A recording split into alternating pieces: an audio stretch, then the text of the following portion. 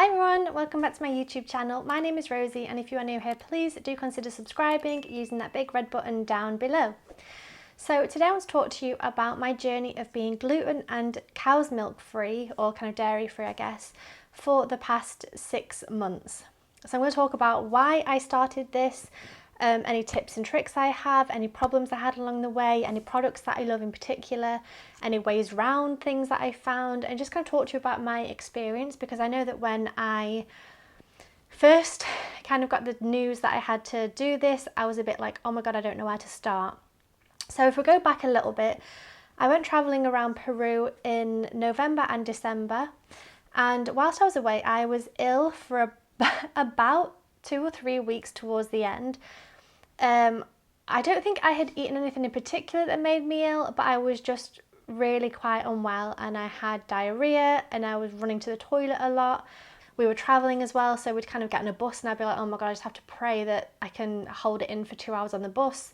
So it was not brilliant. I was in a lot of pain, and then actually one night I was awake until about 3 in the morning. I was sick, I threw up, I had diarrhea, I was really unwell, and then we had to get up at 5 in the morning to get ready for our bus the next day, because we were travelling from one place to another place in Peru. And I had medication when I was there. Jeremy went and got me some like anti-diarrhea stuff. I don't know how he managed to talk in Spanish and be able to say that, but anyway, so I was very quite ill, and when I was there and I was ill, the only thing I wanted to eat was bread. I was like, I just need the most neutral, boring food, like no flavour, no spices, no like something weird I've not eaten before, just like the most basic food. So I was eating a lot of bread. My dad got ill over Christmas, so I flew home on New Year's Eve. I spent 5 months here actually, but in the first kind of month or two I was still ill. I think for the first like 6 or 8 weeks while I was at home I was still ill, so I thought, okay, this isn't usual, this isn't normal, like this isn't due to Peruvian food. I don't know what had happened, but something just made me ill and I didn't get better again. So I thought, do you know what, I think it probably is allergies. Well, actually the first thing I did, I went to the doctors and they said, okay, well, we did some blood tests and like a poop sample test, and everything came back normal. So I said, right, well, do you know what, I'm going to do an allergy test. So I used York test. I did a whole video talking about that. I can leave it linked up here. I did a York test and I tested my allergies and my intolerances. That came back and it gave me a whole list of results, and it basically said that I'm allergic to hazelnut, which is a shame because I bloody love Nutella. Even though I know it's not good for you, it's got palm oil, all the rest of it, I know it's packed full of sugar, but I do love Nutella. Anyway, so I'm allergic to hazelnuts and a couple of other things, I can't remember what they were, but they're kind of less allergic and things I don't really eat that often. Actually, I think rice and soy were on there, but a low allergy, so that's kind of annoying. And then the intolerances, I have a high intolerance to wheat, gluten, cow's milk, quinoa, and then I think cloudberry was the other one, whatever that is. And then there was some that I was slightly intolerant to, and then all the rest of them I'm not. I might try and leave it on screen if I can find it. And that was super interesting. So I was like, oh, okay. I had a phone consultation with a dietitian and I was sort of like, I don't know where to start. And she said, okay, well, what's your normal diet? And I was like, okay, well, for breakfast I have, like while I'm at home at least, I have cereals and milk. And then for lunch and tea we'll have things like pasta or pizza or salads or meat and 2 veg, like just standard normal meals. And she was really helpful, so I really would recommend York Test if you're not sure, because they had a dietitian on the phone, like we organised a phone consultation, and I was able to ask certain questions and she gave me lots of advice about what I should eat.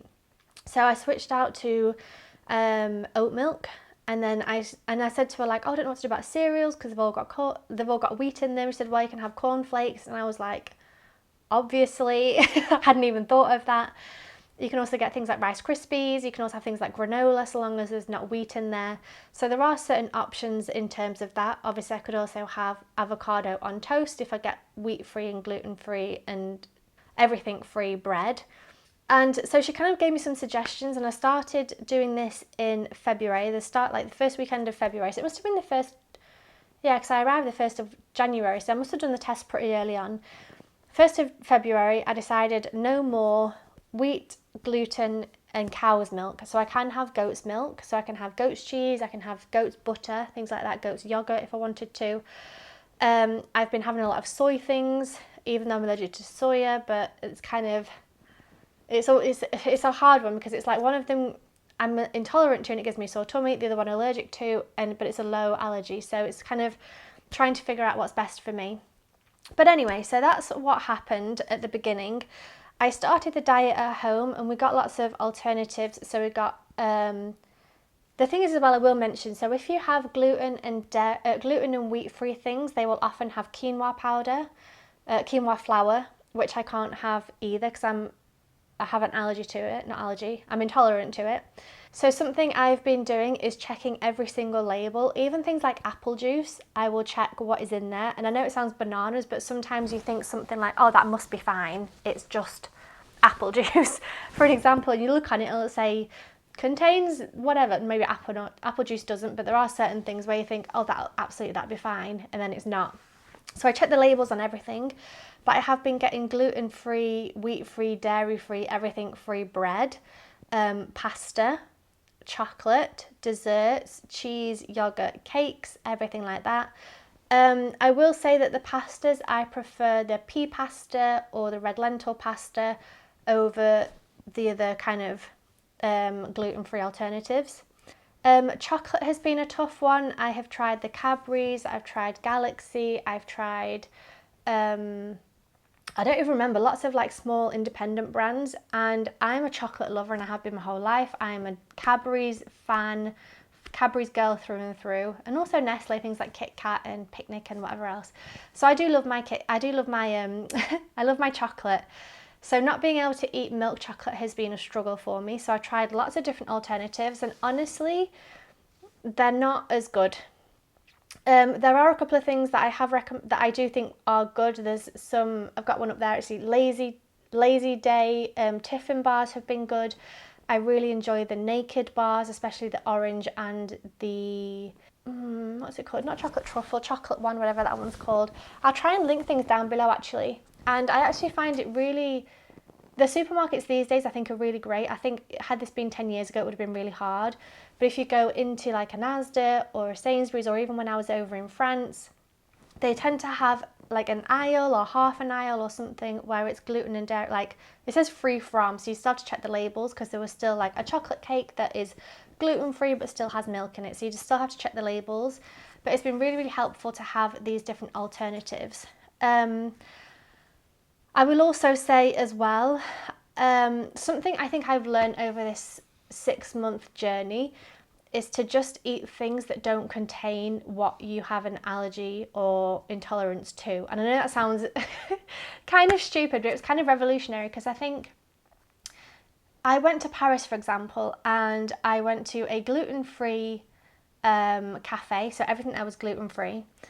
And I tried a burger, so it had gluten-free bread with like vegetables inside, with maybe like a vegan cheese or something, and it cost a fortune and it didn't taste that great. And I would have much preferred to have gone to a sushi place and had like a poke bowl or a sushi, or have something that just doesn't contain gluten anyway. So I often find that's the case. Rather than trying to go for a gluten-free option, just go for the option that wouldn't contain gluten normally anyway, and it's just a lot better in my personal opinion. The other thing is things like cheeses, rather than going for a vegan cheese or, you know, like dairy-free mozzarella, dairy-free whatever, I would just go for a goat's cheese, which is what I can have personally. Obviously, if you can't have goat's cheese, then that's fine, go for the vegan ones. But I think rather than trying to go for an alternative, just go for something that you can have. And I think that has been a lot better for me, because you don't feel like whenever I've tried to have something that should have gluten or dairy in it, it doesn't taste as nice, and then I feel like I'm kind of missing out. And I'd rather eat something that does taste nice, that naturally wouldn't contain the things I can't eat. There are some exceptions, obviously. I will say that Magnum do incredible vegan ice cream you would not know. I've done a lot of tasting. I was here for 5 months and then I went to France for about 6 weeks and I'm back here again. So I've tried a lot of different things, and I will say that there are really good options out there. You kind of have to try different ones and see what works best for you. The other thing as well is that I am, like I said, I'm super careful. I read all of the labels on everything, because there was even like, I think it might have been Ben and Jerry's. They have a they have a dairy-free ice cream. And so I was like, oh, that could be good because it's Ben and Jerry's. Surely that'll be delicious if it's dairy-free. But then it had gluten in it. So you're kind of reading things like, why does ice cream have gluten in it? Surely it's just ice. Like, surely it's just, sorry, frozen cream that's like got flavorings in it, but it has gluten in it. So be careful. Sometimes with labeling, they can say, this is free from all these things, but then if you read the label, it'll still have something in there that you can't have. Like some of the breads that say wheat free, gluten free, dairy free, nut free, this free, that free, but it'll still have quinoa flour in it, for example. So reading the labels is like a big thing for me, which is something I've never ever done before. I would just eat food, and it's been interesting as well, because I'll one of them actually was a Mr.Freeze. You know Mr.Freeze ice pops, like just the long ice pops that come in like a plastic wrapper, and you get like strawberry, raspberry, lemon, Coca-Cola, tutti frutti, whatever. I got some of them in France, and they contained barley, I think it was. Why the heck is there barley in Mr.Freeze ice pops? It's insane. So it's been really interesting to read the labels and to look at things and be like, well, what does that mean? And what's that thing? And like, I've never done that before. I've just kind of eaten what I want when I want, whereas now I'm a lot more, obviously I have to be more picky because otherwise I'm unwell. So it's been a huge learning curve. In terms of meals out, my first meal out, I took my dad out for a meal when he was in rehab, and we went to a place because I'd looked online and I knew they had gluten-free options. So I got there, and I wanted to order a pasta, and it said like GF available, so you're supposed to say, can I have the gluten-free pasta? And then it arrived, and I started eating it, and I was like, oh my god, I said, oh my god, I forgot to say I wanted gluten-free pasta. And my dad is hard of hearing and he's got a brain injury, so I kind of had to repeat it 2 or 3 times. The waiter walked past and was like, did you say you wanted gluten-free pasta? I was like, oh no, it's fine, it's my own fault. And he was like, go on, I can change it. I was like, no, it's fine. And he's like, do you have any other intolerances? And I was like, well, dairy. And he said, it's got parmesan on it. So I was like, okay, yes, please. So I felt really stupid. That was my first time eating it. I felt really stupid. I felt really bad that like, and then dad ate his food while mine was being cooked again, and then I had to eat on my own, and it was like a whole thing. But I'm glad that this waiter was so nice and like swapped my plate out for me. But it is just things like that where I knew it had a gluten-free option, I just forgot to order the gluten-free. So these days, and I'm a typical Brit as well, like I hate being a pain, I hate being a nuisance, I hate causing trouble, I hate being that person who's like, oh, can you just double check for me? But now I will do that. I will be like, you know, when I'm looking at the menu or when I'm ordering, I'll say, I'm gluten and dairy free, like intolerant. Can I order this? Does it not have any, like, that's fine, isn't it? And if they say yes, and then even when it arrives, I say, this is gluten and dairy free, isn't it? Because I went for a meal actually in the Lake District. We stopped off, me and my husband, in a restaurant, and I think I ordered, oh, I don't remember what the meal was, maybe like a gluten-free bread, burger, something with chips and salad. And then it came with tortilla chips on the side, you know, like Doritos or something. And I was like, but I'd said to the woman, I'm gluten-free. She said, okay, you can have this, that, and the other. I ordered, it arrived, and I was like, is that gluten-free? Yeah, it's fine, it's all gluten-free. And then I saw these chips, and I was like, that can't be. So I asked the woman, and she's like, oh, yeah, that's not gluten-free. So even after having told her 3 times, I still got something that had gluten on my plate. So eating out is a little bit tricky.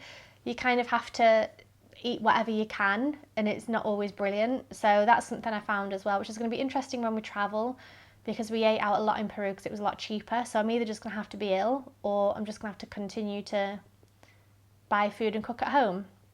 Another thing, I was ill in France for about a week. The first sort of week we got there, we went food shopping and got lots of different things for me. One of them was rye crackers. Now obviously it was in French, so I didn't know what it meant. I just assumed it was okay because Jeremy said it was okay.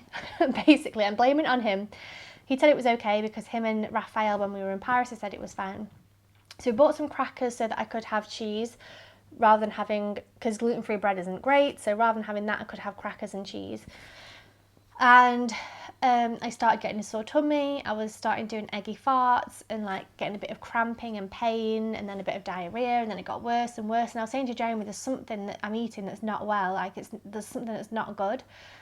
So I thought maybe it's the amount of meat that we're eating, because in France we tend to have kind of dried ham and saucisson, and then we'll have meatballs and sausages and ribs, and like there's a lot of meat in the French kind of meals that we eat, especially when we're there. So I was like, okay, I'm going to cut back on the meat, I'm going to cut back on the pate, I'm going to cut back on the ham and all the yumminess, because there's something that's not agreeing with me. And then actually, because I was eating less of the other food, I was getting more hungry, so I was eating more of the crackers with cheese to kind of fill up. So I'd have like a salad or whatever with cheese and crackers to fill myself up, because I couldn't eat bread, I couldn't eat the pate, I couldn't eat the meatballs, I couldn't eat the sausages, whatever it was. And I got more ill. So then eventually I was like, okay, I can't, like, I've just got to stop eating everything, because there's something that that is not doing well for me. And I thought, I wonder what is in the crackers. So I checked it, and it had in bold rye. So I had to Google if rye has gluten, and it does. So it was interesting that, like, when I had it for the first day, I was fine. Probably the second day, third day, I started getting ill, and it sort of built up and got worse and worse and worse over time. So it's interesting that if I do have something that's gluten, I might be okay if I do it once, but if I do the same for a week, that's probably when I'm going to get ill. So that was really interesting. And then a couple of times I have had a sore tummy, I've had bloating, I've had eggy farts, but I don't know what it is that I've eaten. Like, everything that I've eaten supposedly should be okay. So it's kind of interesting when you're putting your trust of your health and how you feel in companies, and hoping that they are labelling things correctly, hoping that things aren't being contaminated, hoping that when you go to a restaurant they don't accidentally cook your food in butter rather than oil, or they don't accidentally put certain cheese on rather than other cheese. You kind of have to trust a lot of people and tell them what the issue is, and hope that they can do it for you properly. So my advice, after telling you all about my experience over the past 6 months, is to eat normal food without gluten and dairy, or whatever it is you're intolerant to. For example, rice with veggies, salad, sushi, poke bowl, steak and chips, whatever it is. Like, try and find things that just naturally don't have gluten in them, rather than trying to buy the alternative that it just doesn't always taste as good. The other thing is to don't bother going out to gluten and dairy-free restaurants. Instead, go somewhere you want to eat and you will enjoy. For example, like I said, sushi, poke bowls, salad, chicken, things like that. Try and find somewhere where you can have something that just, it's kind of the same as the last point, but in terms of eating out. I wouldn't probably recommend the gluten-free cafe I went to in Paris, because it was expensive and it didn't taste particularly good.